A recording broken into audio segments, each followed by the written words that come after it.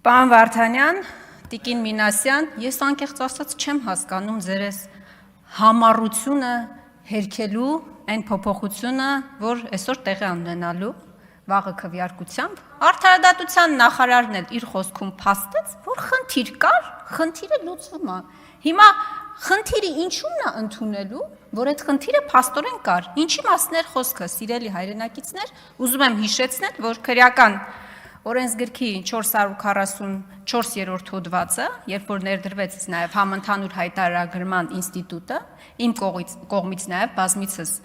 բարձրաձայնվել է, ահազանգել եմ, որ 444-րդ հոդվածը կարող է վերաբերվել նաև ֆիզիկական անձանց, որովհետև այդտեղ հստակ ձևակերպում չկար հայտարարագիր չներկայացնող կամ թերի հայտարարագիր ներկայացնող կամ տվյալներ կեղծող անձանց քրեական պատասխանատվության մասով եւ հիմա ուրախ եմ արձանագրել, որ Արդարադատության նախարարությունը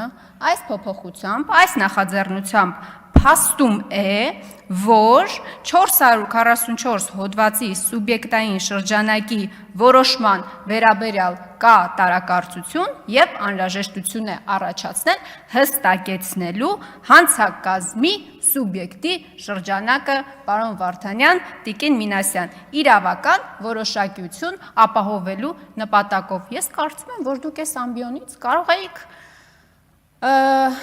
եք արձանագրել, որ սիրելի հայրենակիցներ, մենք կախեցինք ընդդիմադիրների հերթական դավադրությունը, ովքեր գուժում էին, որ ձեզ դատելու են եւ եւս մեկ անգամ փաստում ենք, որ 444 հոդվածով ձեզ չեն դատելու, պարոն Թունյանը այստեղից ժպտում է, այս ամբիոնից խոստացել էր ներողություն խնդրել ինձանից, եթե 444 հոդվածով երբևէ որևէ ֆիզիկական անձի պատասխանատվության, քրեական պատասխանատվության ենթարկեն, պարոն Թունյան, կարծում եմ ներողության կարիք չկա, բայց դուք ձեր ելույթում կարող եք, կարծում եմ, շնորհակալություն հայտնել այս քննարկման համար, քանի որ խնդիրը հստակեցվեց եւ լուծումները տրվեցին։ Շնորհակալ եմ։